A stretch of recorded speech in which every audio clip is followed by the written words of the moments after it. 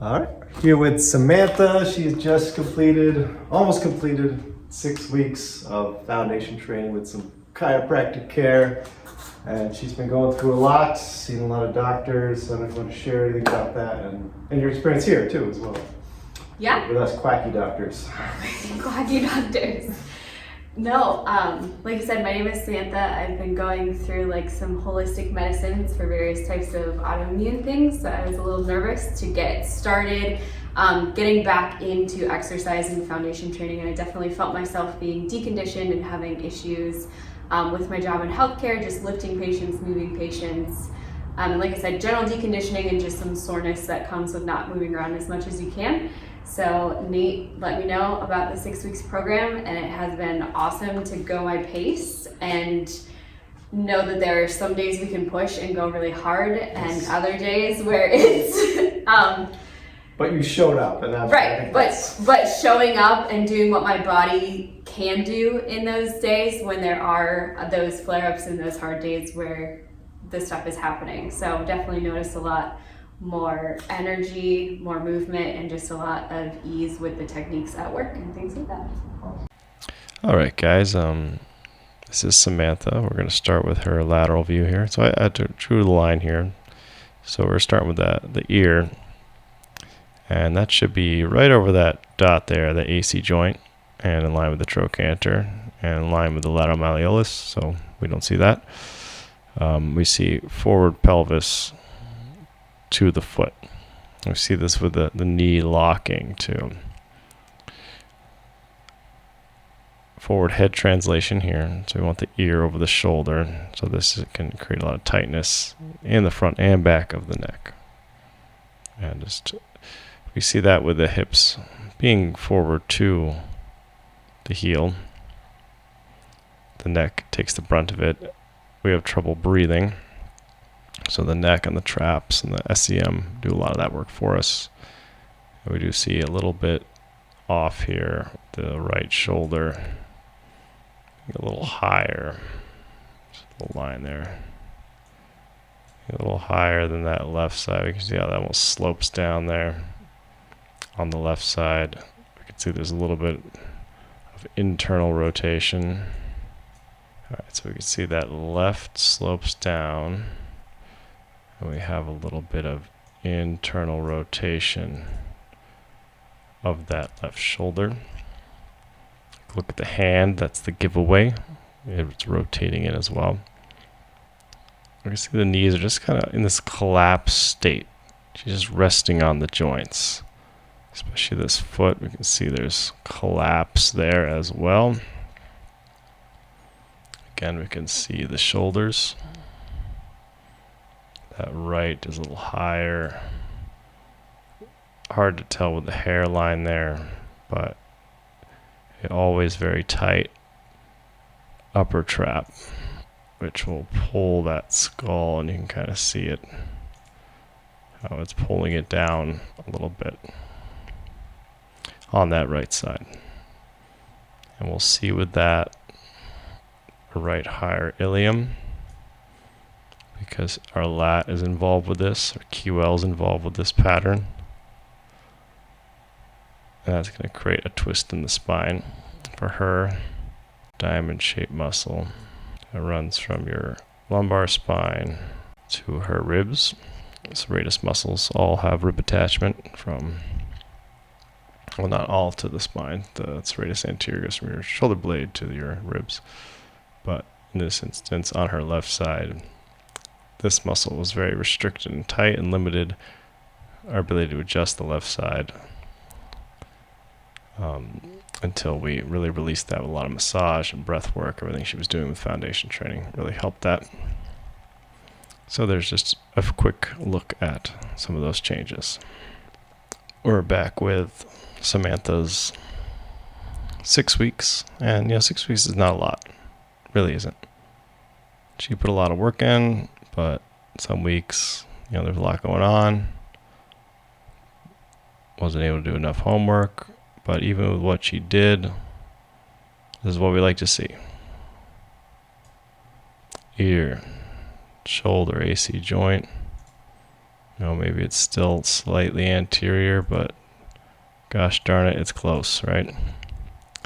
Right over the hip. And what I like to see is the hip, trochanter, and the lateral malleolus much closer in line. Actually, the trochanter is probably more there on that bump right there. So it's right on the line. It's what we want to see. It's perfect. Shoulders, she's looking more broad is what I really like here. We can still see the trap dominance. Gosh darn it, it's hard to work on that trap. Very tight on a lot of people. And it just takes time. But I love what we're seeing here. The width. He's telling her, she's going a broad, getting that wide breath in there. Very important. We don't see as much internal rotation from that left shoulder. So a lot of good changes. You can still see how it's sloping down a little bit. Still see how it's sloping down a little bit. Much better though. And how this is sitting a little higher. That's that right trap. Neck was still tight, but getting there. The low back was getting adjusted better. This glute. We'll see how it's turning a little bit. It's what we call lateral rotation, where it's turning in a little bit. It's the tighter glute. And that's going to affect the feet. We can still see a little bit of the collapse of the foot on the right. But it's looking much better. There's not as much bowing in that Achilles tendon. And of course there's a smile, which is always important. But we're seeing the width, healthier glutes. She's stacked over her heel, hip, shoulder. We want everything in that center of gravity. It's much easier on the body, and the muscles are more active here. And I think the biggest thing is her legs are not as wide. They were out by her shoulders before. We're resting on her joints. Here she's got her feet under her hips. That's where our feet belong. To support the rest of the spine, that's important. Much healthier stance, and the breathing is going to be very different here. And hopefully that helps her with everything she's dealing with her autoimmune diseases, stuff like that. It can take years. You make these mechanical changes, fix the muscular imbalances, and that bleeds into eventually affecting neurological changes, which can help make the gut work better. And mechanically, there's a lot to say about hip mobility and good gut health, right? It just all runs together. Yeah, the goal is to give people tools so when they do have pain, headaches, stuff like that, instead of popping an Advil, there's something else we could do. We address the muscular imbalances, we take pressure off the nerves, and can that even help us? 6 weeks is a lot of time, but maybe neurologically, immunologically, with gut health and all that too down the road, the breathing, everything we teach. Just getting to the root cause of your issues instead of finding another pill to pop. So. Yeah, awesome. Yeah. And we're doing chiropractic with her as well, so we'll show that in a second. But she had some new stuff. Now, normally she comes in early, so we've been doing 2 sessions a week, which is your 6-week program. Usually about 45 minutes, but she's in here early doing videos, so we have we're subscribed to Foundation Training, so she's been working through several of the protocols, and we had some new ones for the day, so we're going to go over that quick. And so she's already seen it, so it's going to help her when I crack the whip on her. So we'll get you on the mat here. So we had that kind of wide stance, a little bit wider than the video, driving those heels out. And you had that big reach. And then as I'm reaching the hips back away from that hand, that's when I can start pulling. We did those lateral hinges last time, so this is going to feel very similar. Just when we do those, we tend to rotate. The hips, pelvis wants to twist. So if I can reach that hand, he was talking about bringing the pelvis with it. And then I can allow my pelvis to stay neutral, and now it's the hip. The hip is rotating. So this is great for things like impingement, but most of us are really tight in glutes And that compresses our body. So if we can unlock the hips and then really play to one side, that works. I know you're confused because I'm going the wrong way. So just to show you from this side. So getting tall, I love when he went there, grabbing that chest. That's to help just get tall, that decompression. And that'd be great for you because you end up with that little bit of hyperextension. That's one way to really knock that out of the park there. So one hand on the chest, one hand on the head, and rolling those elbows in. Take a breath. Right into here. Tighten. Roll that elbow in. Roll that one in. Breathe. I can see it. Can you feel it? Mm-hmm. A little V-shaped muscle. So we just bring the arms back out. So we can bring that right out to the side. Go left forward. So now we're doing the opposite side. That's okay. So I'm going to unlock the hips. I'm going to shift towards the right and just keep reaching that left hand forward. Left leg straightens. I got a bend in the right knee. Let's see how we look. Beautiful. Pull that hip back even more. Take away a little bit of the knee bend. Good. Really grab the ground with that left leg. So that's also going to pull you back to center. Awesome. Let's switch sides. Right hand's going to reach. He was talking about that supination. Right? Holding a bowl of soup. And we got our bowl of soup over here too. That can help us get some length on those lats. Pull that neck really long. Hips are responding. We're going to reach in the hand. The hips reach back. Straightening the right knee. We can even reach more behind. See how the body starts turning. The hip's going to say, no, I won't go with it. Counter rotation. Breathe. Good. Pull that right leg and come back in. Actually, we got this Bosu ball here. It's looking at me, and I'm like, let's use it. One way you can do this at home is to prop the leg up. I'll bend over here. So I can grab that ball, same exact idea. I can reach, and I'm grabbing the ball, pull myself back to center. So we really get that adductor to really work. Reach, reach, reach. Shaky, shaky, shaky. Pull. Try that one out. Before you do, one thing I want to say too, with a lot of the foundation training is, you can hear I'm getting out of breath. These poses, we want like, the 30 seconds is like the magic. It's the magic number where we're in a position, we should be working hard, where we couldn't really hold it for a minute. I know we're learning it, so we're not trying to murder you right now. Some days we're learning the positions, but when it's at home, you're creating like this 5-minute routine, or even less, where you can get a lot done. So they say 30 seconds, and like most of foundation training is an eccentric loading, but it's similar to isometrics in a lot of ways too, where you want that isometric to be challenging, where if we're only in for a minute, there's just no return on investment. You want that 30 seconds to be work, to be shake, and get out of breath a little bit. But so here let's go 30%. We want a little shake. We want to know that we can ramp it up in the future. So you grab that ball, we're going to hinge the hips back, go right arm forward, pull the soup, left arm back, and actually out to the side. And as we reach and rotate, they start to move away from each other. So you grab the ball, I feel that adductor. Mm-hmm. Squeeze, bring yourself back to neutral. Good. Let's try that with the sphere tension, something that might feel more familiar. Let's bring that sphere nice and close. The elbows wide. You can get broad. Our breathing is wide, we're filling this up. And then as you hinge, you can start bringing that sphere back out. It's all back to the breath. Filling up that rib cage.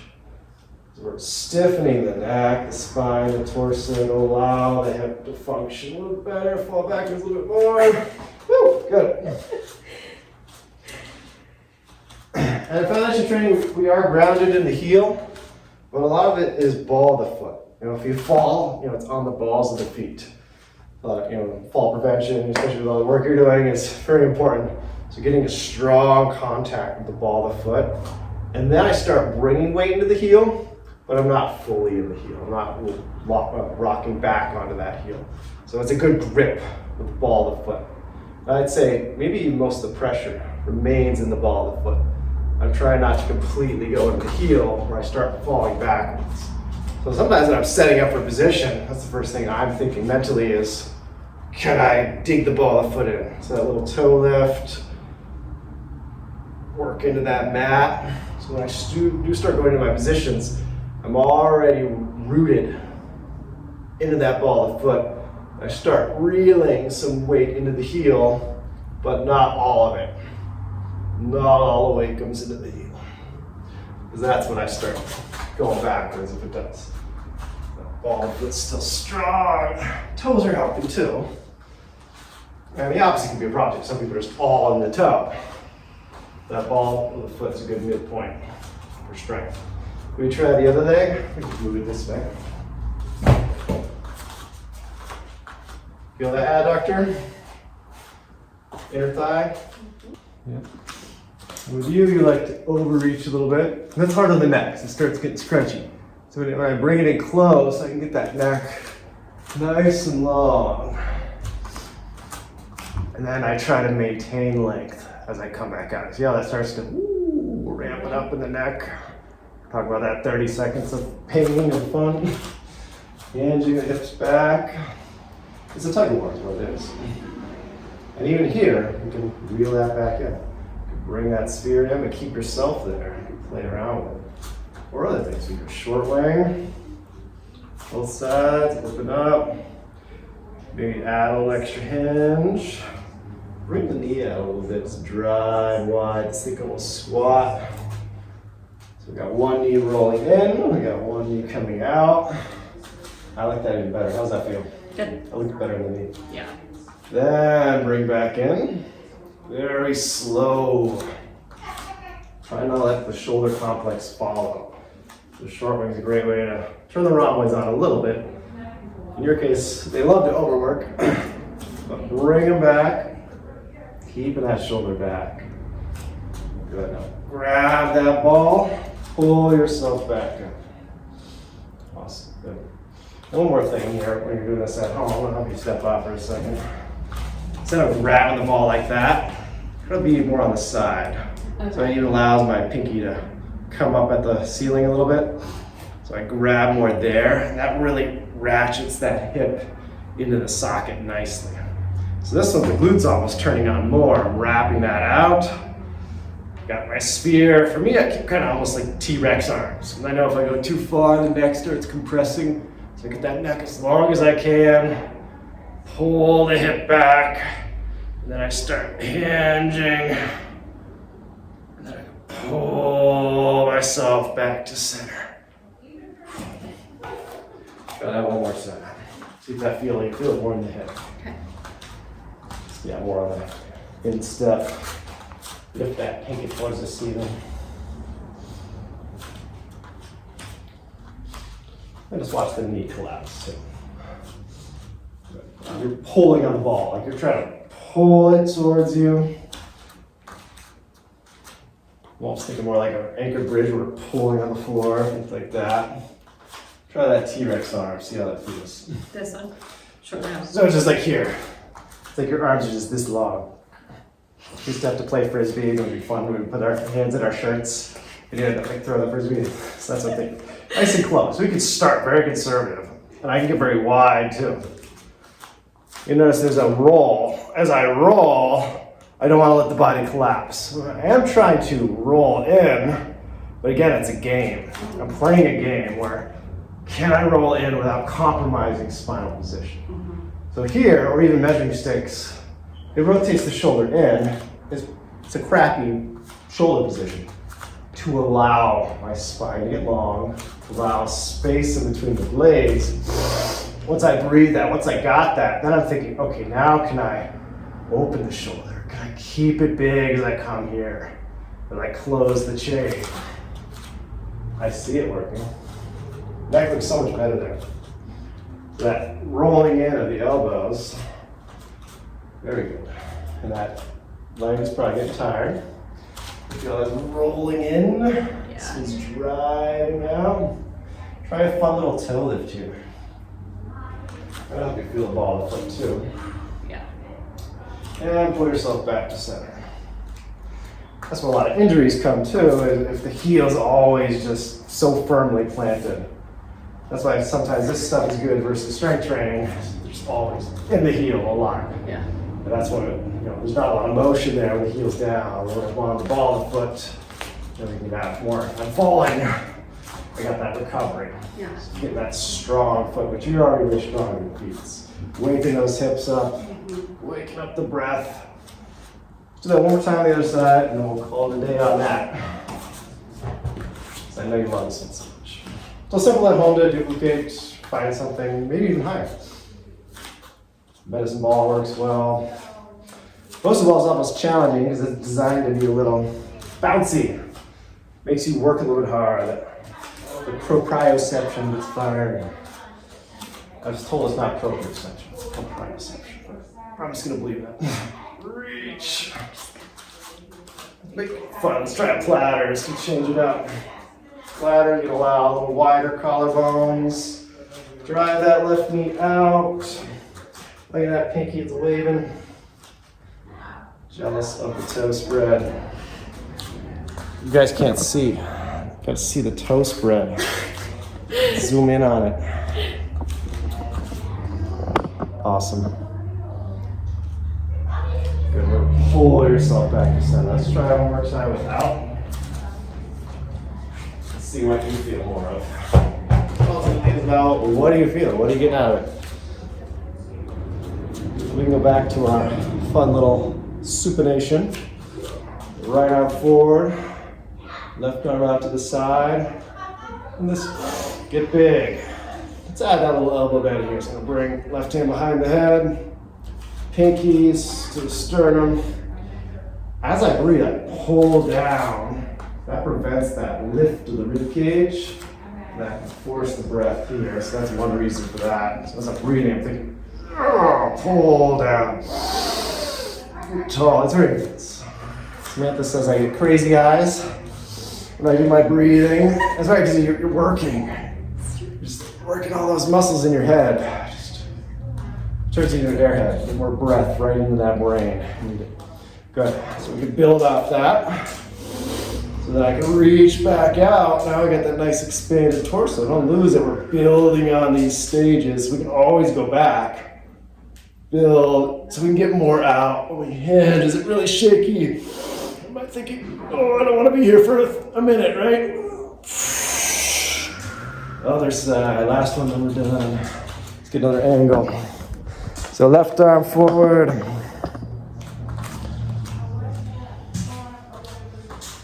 And let's bend that elbow. So we're bring it behind the head. Holding down on that sternum. Slowly bring them out. Hinge those hips. Yeah, laterally hinging out to the right. Rotate the palms up, lift them a little bit. I'm dragging the floor with my left leg. Pull on the floor, bring myself back. That's a great one. You hit those hips, they should feel loosey-goosey. Yes. Most definitely. Rib cage too. I love this one. Yeah. This helps you get that breath in the back. Yeah. So this is just supporting our transverse abdominis muscles all here. So sometimes we lift, so we're trying to do the opposite. Pull that rib cage down. So now I can pull my head up tall. We did this one before, right? Yeah. Grab, same idea. Good crazy. But not just the neck, but I'm thinking whole rib cage. Locking in. My little T-Rex arms again, keeping that closed in the front, so pull out the neck long. That's the simple things that can really get you sweating. Get things going. It's true. Let's adjust her. We'll talk about what we've been doing. We'll talk behind your back. We'll get you over here on the table. So her accessory breathing muscles, traps, SCMs, scalenes. So training her to shut those off, force the diaphragm to work is the name of the game. My head's gonna just cut off this whole video here.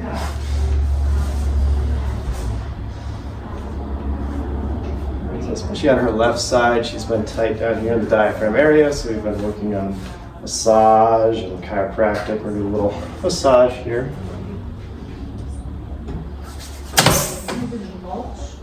Loosen this up. Especially with the move we just did, we're thinking rotate that pelvis as she's getting the hip to work. That whole pelvic complex likes to roll forward on the left. Then we get this wonderful twist. Feel that? Mm-hmm. Breathe into that.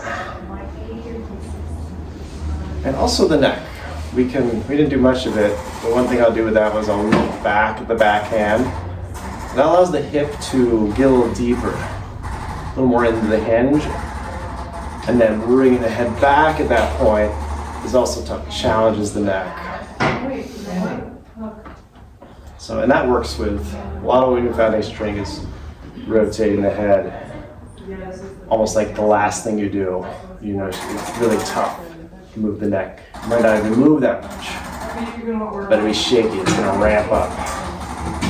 Shouldn't feel pinchy. We're avoiding the pain, we push into discomfort. So just a little locked up left SI, lower SI joint. Usually her left side doesn't like to move as well. But in some ways she's tighter on the right, that right psoas. We'll see if we can get the base of her neck here.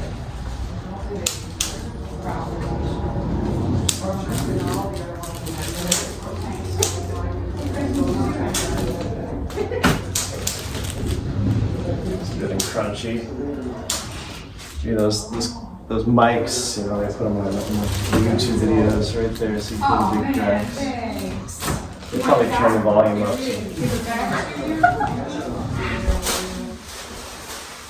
You can just artificially put some fake crunching noises in, get a good video editor.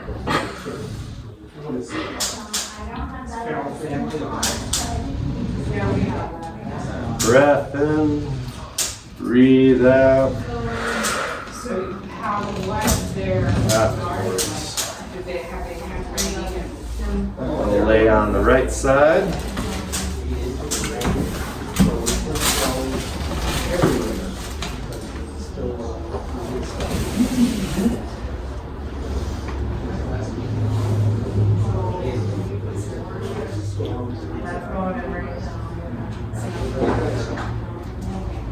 What is this, Wisconsin, you said?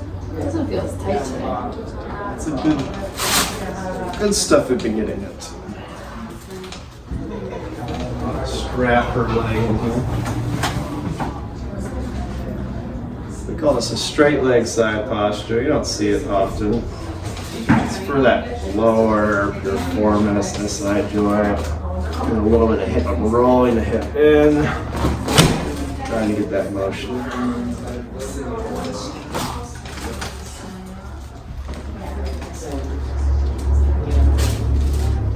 Head on up here.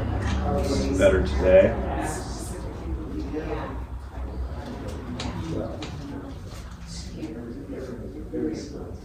We'll do more L5. Knee bang, tuck your head in. Slide it in. We'll go to the other side.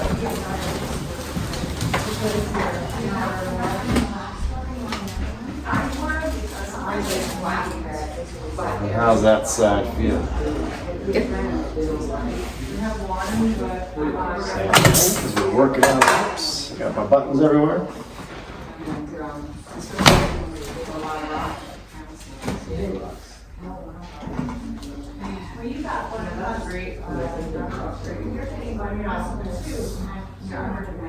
L1 here.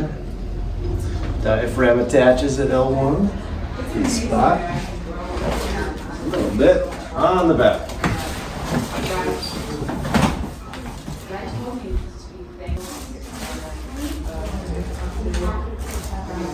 Yeah. traps, definitely go all the way up to the skull.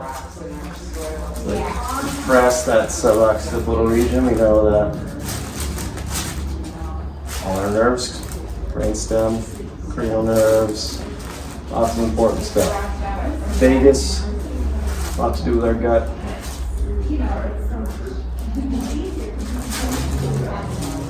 It's not about knowing exactly which nerves are mad, but trying to help everything out. Put the body in alignment, let it do what it does.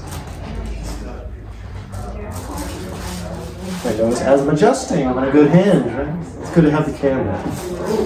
Check my form.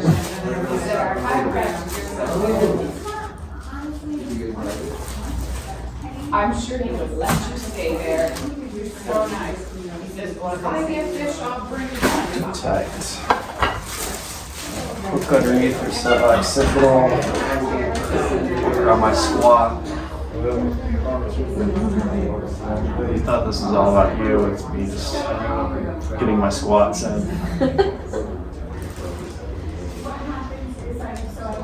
Suboccipital muscles have the most mechanoreception in all of our bodies. So they sense a lot of motion. Lengthen that back of the skull, which is what I'm trying to do now. Is get some curve, pull it long. Not just straight pulling. Foundation training, trying to restore curve. Lengthen out, lift the skull up and back. Classic PT is pull the chin in, but we're not adding that length to it. That's really important.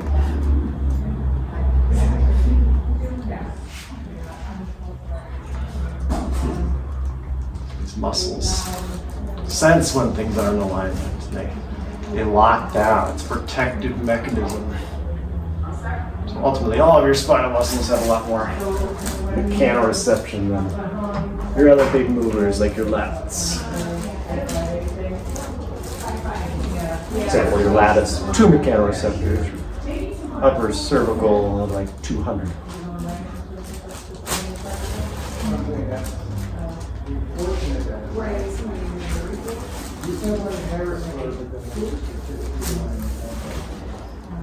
One more.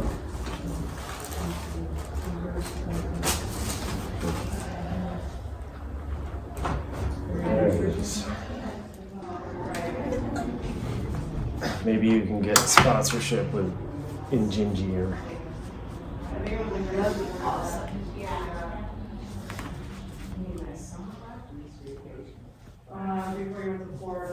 get a Samantha level toe spread with Injinji socks.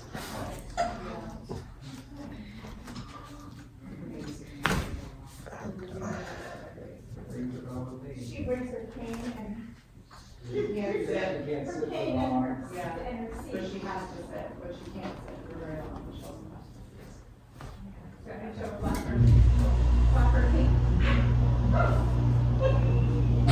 She flap her cane down and sit. I already know where the question is. You really see. Where does the bed loose from there? Oh, I see. Foundation training, we try to do things barefoot. 27 bones in the feet. When you wear a shoe, it's really tight. Even socks are really tight. That's why she wears these. It just allows more freedom, more motion. Grip and grab that floor more. Toes are compressed. We lose our arches. We've got 3 different arches in the foot.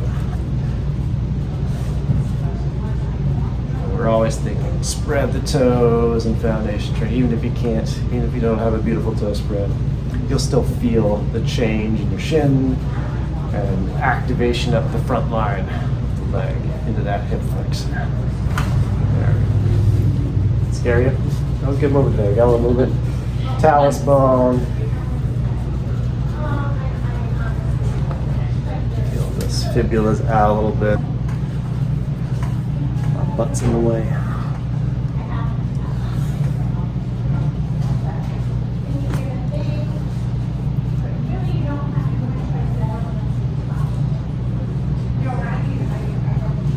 Doesn't always give a magical pop.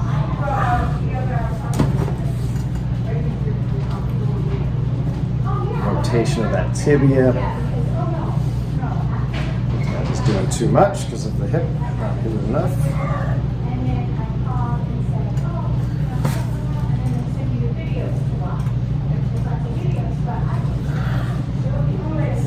More push on the fibula. A little bit there, good.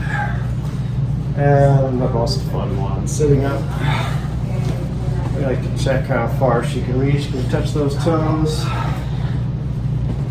Easy peasy. I think I cheated, but it's okay. We like a little knee bend. There's some foundation training. Try not to lock the knees ever. I think when you're running and everything, you don't really lock the knee out.